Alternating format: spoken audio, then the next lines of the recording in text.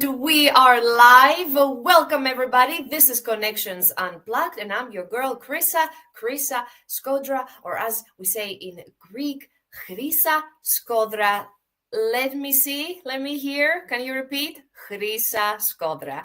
That's me. Thank you for tuning in and watching us. This is my weekly episode of Connections Unplugged. This has been a concept on my mind for a very long time, and I finally started this year, powered by OneStream Live. The concept is very simple. As the subheading of the show says, from LinkedIn to live, I bring my LinkedIn connections to live. One story, one LinkedIn connection, one person at a time. So my vision is to introduce you to all the amazing 5,000 something connections that I have on my LinkedIn profile. Of course, the number is growing, but more or less it's around there. So if I were to even go live every single day and bring to you one person every day, it will take me, with some rough calculations, 16.5 years. So stay tuned. God willing, this is a long-standing show. So I want to explore with you, my guests, who they are on a personal level, but also as professionals, as LinkedIn is a professional platform. And today I would like to welcome into the studio Cesar Carvajal. Do I say it correctly? Cesar Carvajal. Carvajal, like Grisa. So, Cesar, nice to have you here on the studio on Connections Unplugged. On your LinkedIn profile, the headline reads Media Manager at MexMediaAgency. And you are an entrepreneur, a content creator, a marketing strategist. You have a passion for many things. You're the founder of MexMediaAgency. You'll tell us all about this. I'm very curious to know what you do there. You say that you have a passion for personal growth, also collaborating with others, creativity. So I want to know who you are as a person and as a professional. Are you ready? Yes, excited. Great. So we have, I think, a lot of things in common. But first of all, the only thing I know is that you've been living in Finland, as we both based in Finland, for the past 8 years. I've been living for 20 years myself. But tell us a little bit about your background, where you're from, what your childhood was like, what's your cultural, ethnic background? Thank you, Krisha. It's been a ride. I've been in Finland, like you said, for 8 years and a little bit more. I was a trained chef in the very beginning, and as a nomad chef, I was living and traveling and cooking. And when I came upon Finland, I had a job opportunity here to stay. My second passion. Where are you from originally? Mexico. Mexico, yes. And you were a chef where? In Mexico or in some other European country? In Spain, Denmark. I was touring Europe, really. Touring Europe. So from Mexico, you found yourself in Europe. And then what was that decisive moment where you said, okay, now, or what brought you to Finland? The working opportunity here when I was 28 kind of really started everything. And I wanted financial freedom and time freedom, location freedom. So media was the way for me. Mm-hmm. And you're not a love immigrant in Finland. Is it more like job opportunities that brought you to Finland? You haven't found a Finnish woman, the typical story. I didn't fall into that stereotype, I would say. The job opportunity as a head chef got me here. So you were a chef and you turned entrepreneur, because then you later on, when did you discover that you have a passion for content creation, a passion for media? Or was it always hand in hand? Of course, cooking is a very creative field as well. And to be honest, even though I'm a journalist, if I could turn back time and I was 18 again, I would go to culinary school. I told my parents this, Interesting. So you went the other way around. But what was that moment when you thought that, okay, cooking, perhaps I like to cook for at home with my friends and my family, but media is I want to do professionally? Communication was in the bottom of everything, I would say. Connection with people. In the culinary world, there's not a lot of connection to the client unless open kitchen, but I was missing that connection. And I also wanted to be on the other side of the kitchen, to eat more, etc. Mm-hmm. All right. And tell us a little bit about the agency that you're having now. Did you establish it immediately when you came to Finland 8 years ago, or was it a process that took you time to have the business idea or establish the company, or how long the company has been running for? Being in Helsinki, I noticed that they encourage the reinvention of every individual. So, looking for financial freedom, I thought I wouldn't put a restaurant here. So then digital was the way to go. So reinventing into digital. Mm-hmm. And what kind of services you're offering to your clients? It's tailored based, but all communication, all content creation, video editing is a big part of it. And Mm-hmm. every brand that needs to come across into their audience and into their customers to fine tune that message is the core of MexMedia, I would say. Mm-hmm. And do you, is it a one-man show? Do you do it all yourself, or do you have a network of other professionals, freelancers that help you? How big is the company? I like keeping a one-to-one with every client, but networking is for sure the way to go to get farther in life. So yes, collaboration with other entrepreneurs, because I encourage the teamwork, but also being independent. Mm-hmm. So it could be around 5 to 10 creators who, in their specialty, collaborate into the clients.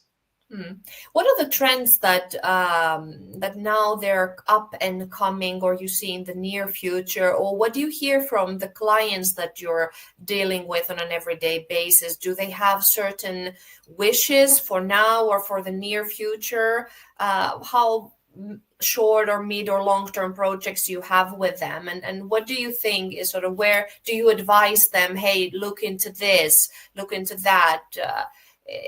Is it, do you offer some unique or new ideas to them, or do they want specific things for now that they're traditional or well established, or do you try also to give sort of new ideas to them? I have two focus points with every client, including in my life and my professional life.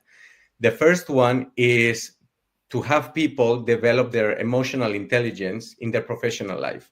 Mm-hmm. So if a client is not communicating properly with their audience or their own clients, then fine tune the psychological part.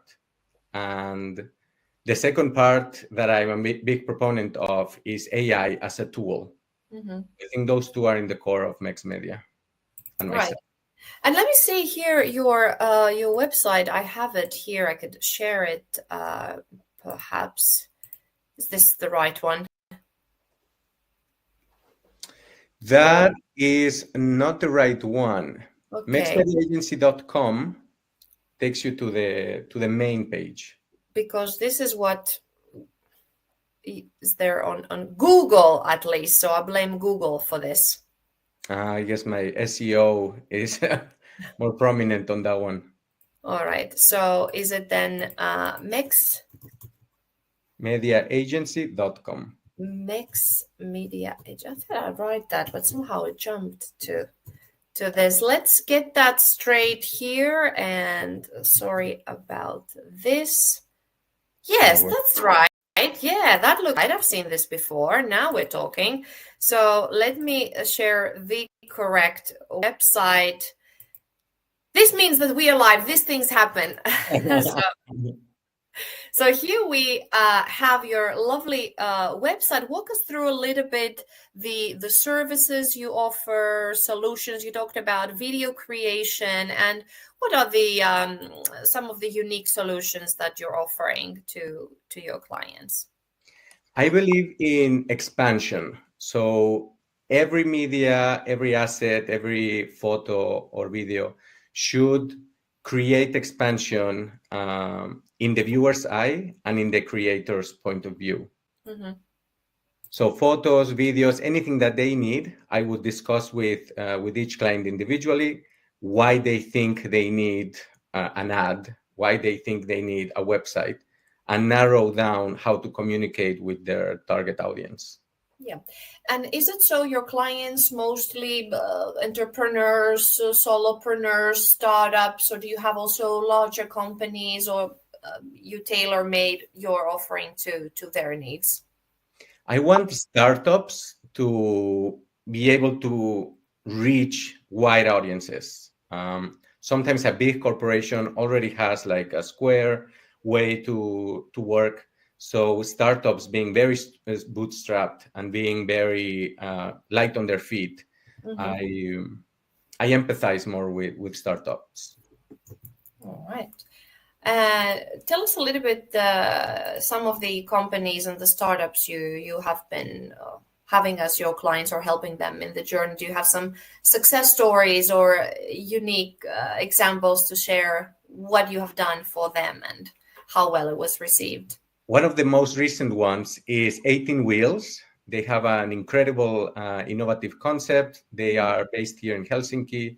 And even though the Finnish market is a bit tricky to get into, their worldwide vision is what I want to help them get to. So as a content creator, I want to understand the viability of media and tailor-make something with a client with a viability mindset.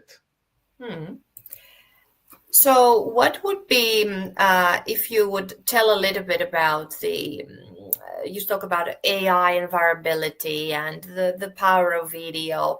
If you look further down, do you have, of course, we're not prophets, but I guess you read a lot and you see what's happening perhaps in other countries as well. And sometimes, let's say, things that happen in the US or elsewhere or in China, maybe they come with delay to Europe later on. Have you identified something or something personally that you feel that should be more up and coming, that is going to be the next big thing that people, companies, startups should be really already now doing, placing some efforts and working on? Amazing question. I see that as an opportunity, the fact that Finland is a little bit behind the trends.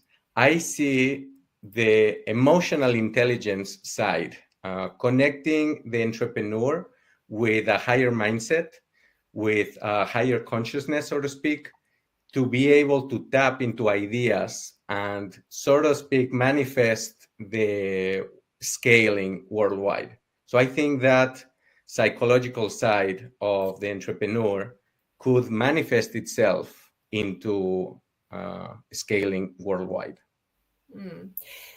Since we're talking about mindset and manifesting, and because I believe in that also, when I was teaching at the University of Life Sciences, Haaga-Helia here in Finland, I often gave my students, or was coaching the startup school students as well, this exercise called Remembering the Future. So I wanted them to teleport to the future and remember it in retrospective. So if we were to do this exercise, I think this is very good, because often maybe companies don't have the ability to see what's happening, and they're just so invested in the now and so on. We talked about the cultural differences. You're a Mexican, I'm a Greek. We're based in Finland, in Europe, in the Nordics, more specifically, Northern Europe. So what are the cultural perspectives, the differences that you see? Because also I understand the startup world in Finland is very diverse, very international.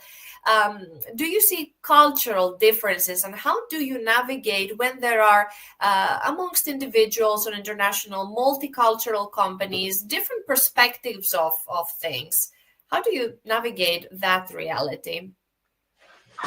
When you said the envision the future and bring it now, I felt it. I really did. Goosebumps. Yes. The the way I see this internationality that we're living now, 2025, I see it, of course, as an opportunity. Once you see that the cultures have different way that they use their brain, their psychology, it really brings a more circled mind. If, for example, the culture here in Finland could be low context type of culture, and in Latin America we have high context, then blending both of them together, being blunt while being sensitive and empathetic, that will bring the real synergy among cultures. And you're right, the magic happens really. You pick the best out of every culture. If you would have only one mindset, that creates groupthink, right? The disaster of the Challenger was brought down and people died, astronauts died just because of groupthink, because the engineers couldn't get different perspectives, and they wanted to make sure that we confront to what the group says. And I believe as well that the beauty comes from this diverse perspectives. If we look at the landscape now in Finland for the companies that you're working with and you want to advise, because you said that you work a lot with video. Have you considered, for instance, live streaming, or is it something that is in the offering? We are live streaming now with the power of OneStream Live, another Finnish company based on Espoo. So OneStream Live enables us to create really from the browser here from my online virtual studio, very well branded, professional looking live streams, either pre-recorded or completely live, and multi-streaming them to different social media destinations. Is there such a trend, you think, or a space for some brands to really put their voice out there, communicate continuously, authentically, show their face, make their voice audible? What do you think about this way of and these tools that we have available? Because of this tool, we connected, I would say. It came a notification, the streaming as a service, the energy, the connection between the speaker and the host and the guests, multiple, that was the key. So this tool right here, I would say, was key. It was important to really connect with the audience and with among speakers. Great. I will. How do you find OneStream Live so far, Cesar? You access it as a guest. I think it's very easy. Or what was your journey? Really easy. It looks fantastic, user friendly. It gives the information sufficient for people to connect, the audience to relate. So it's been a great experience, really. Great. Maybe you can jump on board to using this tool. Maybe you're the next brand ambassador of OneStream Live, and I think your clients would see perhaps the power of it. But let's come back to you. I would like to ask you a little bit about your personal who you are, a little more deeper. We talk a little bit about your chef career, a little bit about the childhood, but is it difficult, as we're talking about the culture differences, from a personal perspective, apart from the professional? Because I think everyone who has been a foreigner in another country, new language, new way of doing things, some challenges, of course, as you said, Finland gives the opportunity for reinventing yourself, re-establishing, re-educating. Entrepreneurship is very big, but do you feel as a Mexican man in a Nordic country, in a European country, that you had to prove you're 10 times better to be considered half good? Did you face challenges, or was everything so straightforward and you were happy and lucky to have good people to help you along the way? Tell me a little bit about the challenges, if you faced any. The professional life was very welcoming. I was able to find a person who believed in me to run the kitchen, and that worked very welcoming into the country. the people and the clients were enjoying the food. So everything was welcoming on the professional life. Now the challenges came on the personal life, because being the seasons very well marked here in Finland, where the winter is important, in any other country, I didn't have that retreat into oneself, kind of like into a solitude moment where I have to be with myself only. In Mexico, there's a lot of people, the climate is very warm, so we're always active and we have like this always running mentality, a bit workaholic. And here it was like grabbing to slow pace. Yeah, I know what you mean, and I can completely relate. And I think that really battles the stereotype that Finns have. They think they work very well and efficiently and hard, and then they think that maybe the lazy Greeks or the lazy Mexicans, and it's so hot and they do siesta all the time. And if I, from the data also, Greece is one of the countries in Europe. I think it's number one country with the most work hours weekly. People are workaholic. Work is number one. This is the problem. I don't say that it's good to be workaholic, but I agree with you. When I came to Finland, of course, also they know that they have the work-life balance here.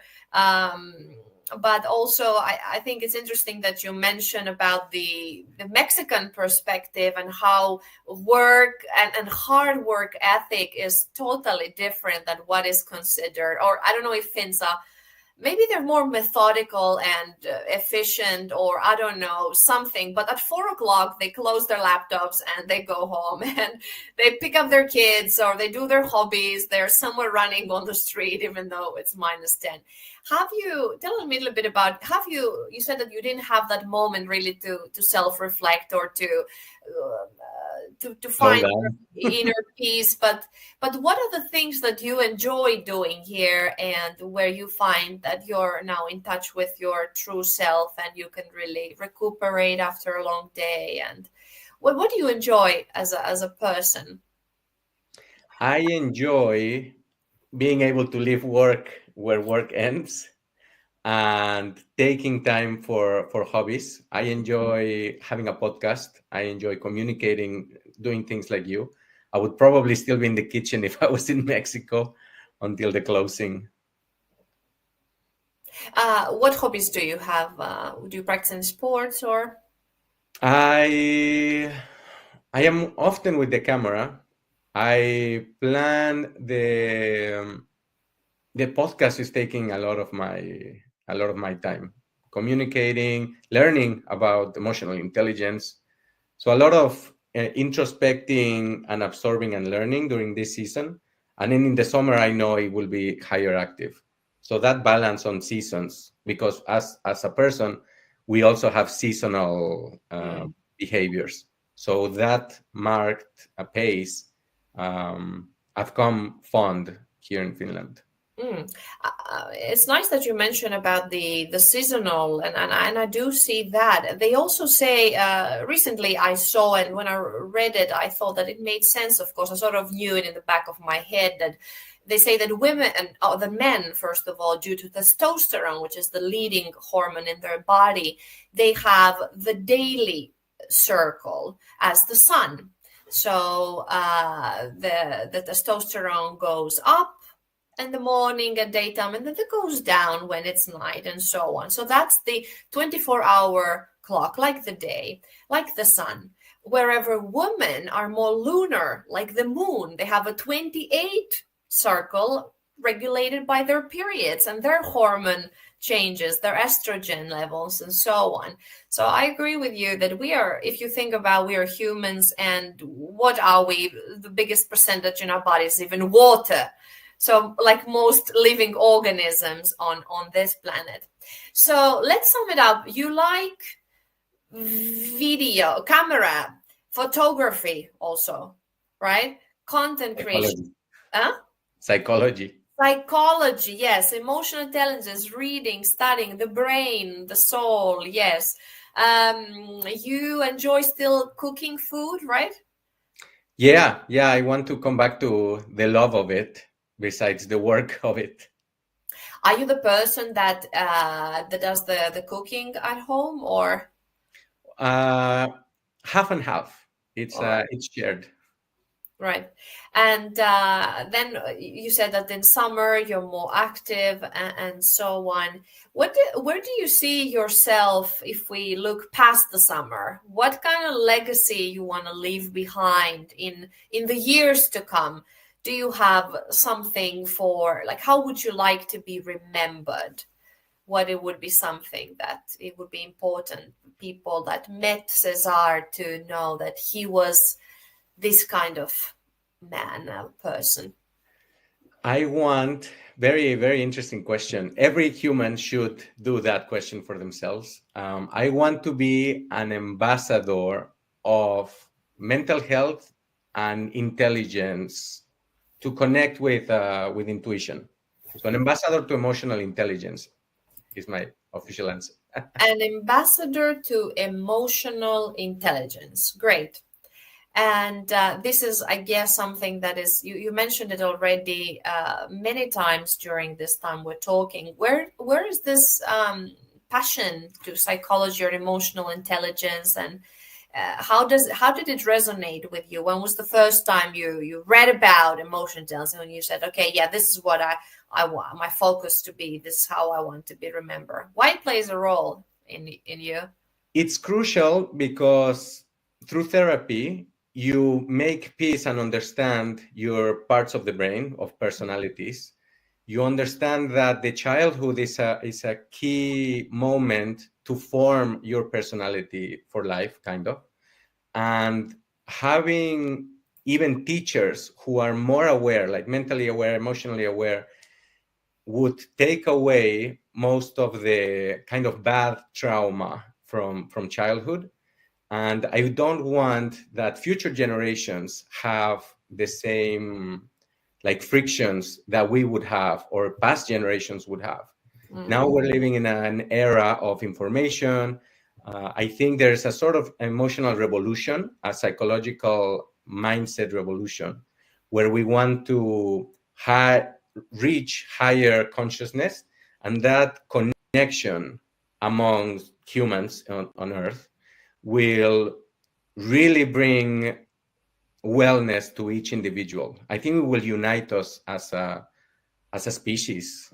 Mm. And I didn't grow up seeing it this way. I didn't grow up thinking that, oh, how many parts, no bad parts of my personality, how do I connect all of them? It's just so mind-boggling. I didn't know this before, and I want that everyone comes to peace with themselves and understands themselves for the overall peace of the world. Mm. I during the Valentine's Day, or I had a pleasure to interview Dr. Gary Chapman. He's a best-selling author. He has coined the concept of the five love languages. I don't know if you're familiar with it. Um, and that's a question I like to ask to people. I was familiar with the concept many, many years ago, and then I spoke with the legendary Dr. Gary Chapman. He opened up more the concept. He talks about the five love languages that humans have. Of course, we're multimodal and we don't have one thing, or we're not labeled one thing. Maybe we have a strong preference into something. But what would you say is your love language? It's words of affirmation, quality time, gift giving, acts of service. Sort of, let's say, oh, I'll do the grocery, I'll do the laundry. That's an act of service. And what a physical touch. What would it be for you as a person, the love language, if you think about how you, from your parents, even how you felt that your parents loved you? Was it that they made it? Because for me, being Greek, my parents didn't say I love you, but they cooked for me. So Mm. that was an act of service. I give you this food. It's good. It's warm. It's not a frozen pizza. It has good ingredients. And that's the way I show my love to you. Or I take you to school, or I do things for you, make your life easier. So that's how I show. How about you? here as we have guest stars happening. So what is your love language?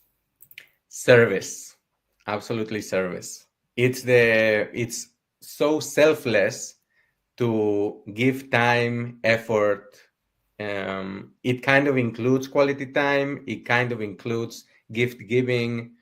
It kind of includes or not touching, but service is the key one for me. That I like giving and receiving. Mm-hmm.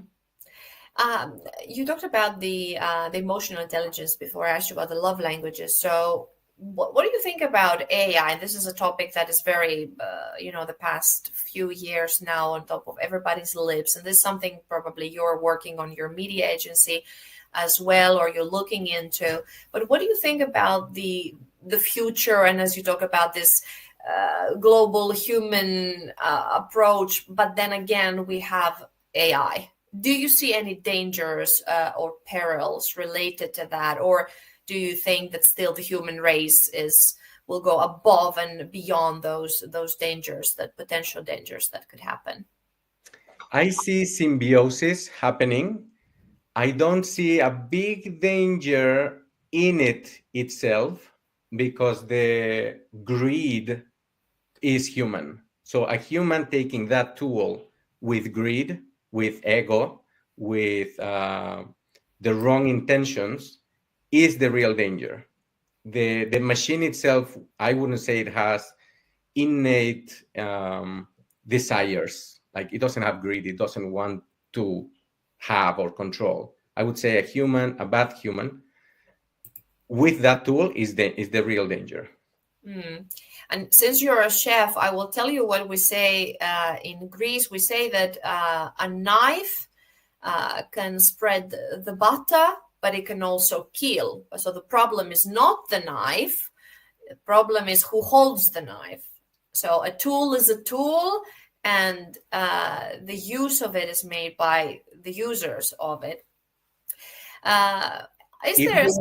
Sorry to interrupt. If the world itself would come into their own ego death, it would come into its own inner peace, and it would learn that empathy with each other. The knife wouldn't hurt, because then we don't need to take from the others. We don't need to kill. If we all take away that greed, then it really comes world peace. So connection with that emotional side, to me, is the source of all the solution to all problems. Do you think that people think like you, or when you're saying these concepts, people think that what is he talking about? Or do you think that it resonates with people, or it takes a certain kind of intellect and emotional intelligence to understand what you're saying and agree with this? Because it's not an easy thing, because I think we live in a very selfish society and very egotistical and egocentric, and how I agree with you. That's a utopian, that's ideal, right? How do we reach that in practice? How do we make everybody think like this? The world will get crazier and will get harder before it gets easier. I believe now in this era, not the Egyptian, not any other era, was the whole world as connected.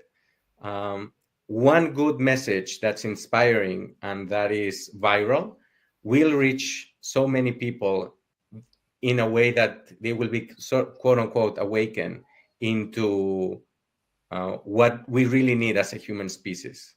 So I think this era with AI, with social media, is kind of the right tool to reach kind of peace.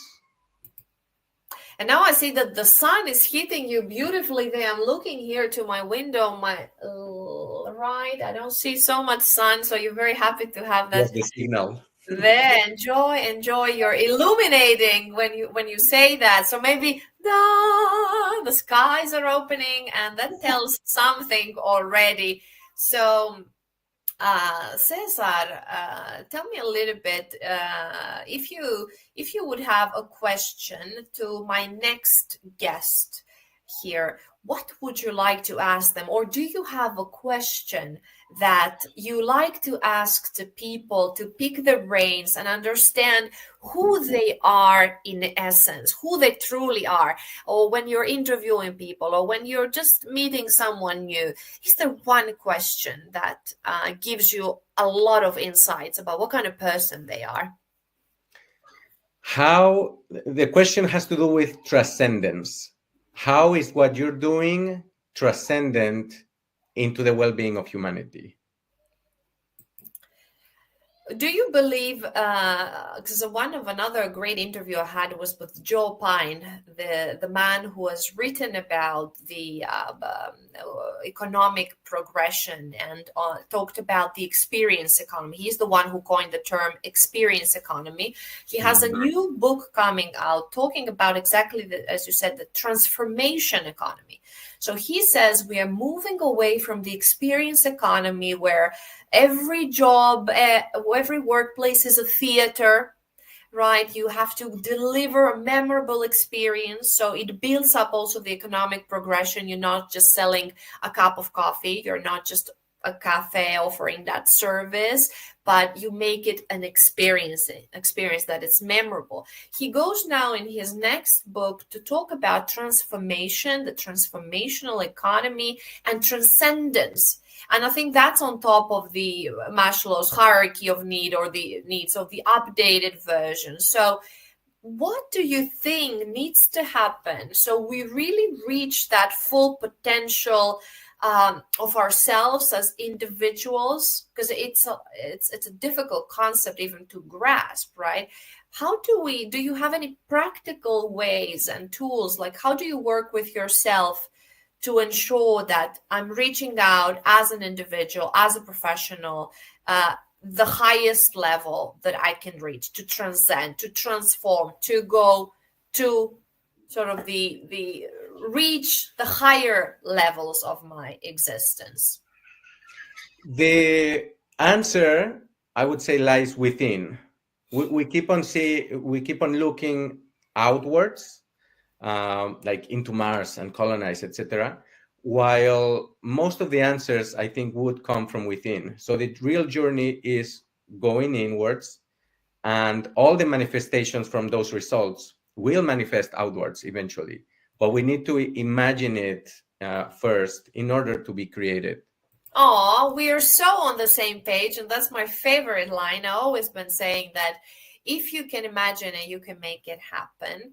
And that's true. You know how the brain is working and painting those pictures. And if you're able to visualize it, they say that it's from your imagination, the human brain is as vast as the universe. But what you said about Mars, I think with me, maybe because this is so close to my heart, I love everything that has to do with space. So let's say if they were to recruit the first people on a mission to Mars, even though the trip would be 9 months and you would be half asleep, throughout the journey, I would volunteer. So yes, to introspection, but also having these goals for yourself that I think doing very brave. Do you have such aspirations that you would do? Like, what's the most extreme thing that you really want to achieve? For me, I would say, honestly, it's space travel. I would volunteer. If my son is an adult, I would hug him, tell him I love him. I said, Mommy will go on this mission. I don't know. What do you think? What are your craziest goals? Okay, here we go. Are you ready? Oh, I'm ready. I would say astral travel, astral projection. I want to connect outside of what we see into what connects us as human. So astral projection is my word. We should make a new show, Astral Connections. We have our own show. We talk about all kinds of things. Then this is, I think, a little bit advanced level. Crazy, yeah, I know. You said the craziest dream, and that's one of them. it will be our niche. We talk about all these kind of things. We are the geeks there. There's geeks, I think, like us on LinkedIn. So is there, Cesar, anything else you would like to absolutely mention to everybody watching this, and tell it from your mouth? You have the floor. Say it as you feel it should be said. Introspect, to make peace with yourself, love yourself, and you will absolutely love everyone around you. You will love them more. You will serve them better, and that inner peace will bring everyone's peace. Amen. Inner peace and peace around the world and in our minds and souls. And I think that will bring a lot of happiness and not this agitation.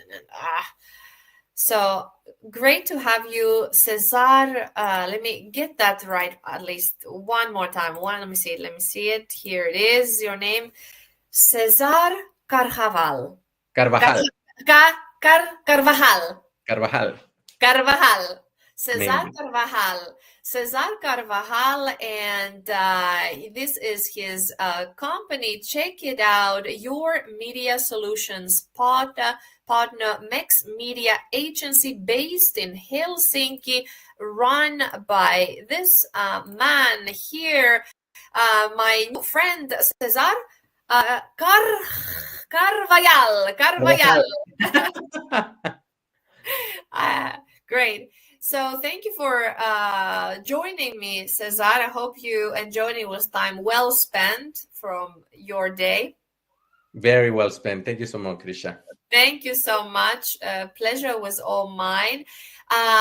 Thank you, everybody. Bye, Cesar. Thank you, everybody, for tuning in and listening. This is Connections Unplugged. And if you want to be featured in the show, join me here. I'll get a chance to pick your brains and ask you questions. And we'll talk about your story the way you like it to be told. I hope I take the best out of my guests. I heard some good feedback today. Someone said that, Krisa, you have this great trade to really take the best out of your guests and make them shine. Hopefully Cesar felt the same way. Hopefully you enjoyed our discussion, and happy to have you on my show. If we are connected on LinkedIn, or if we're not, send me a request to connect. And if we are and you want to have a chat with me, you're very welcome to do so. So have a nice rest of the week, everybody, and I will see you next Wednesday at 11 o'clock Finnish time, Eastern European time. Bye.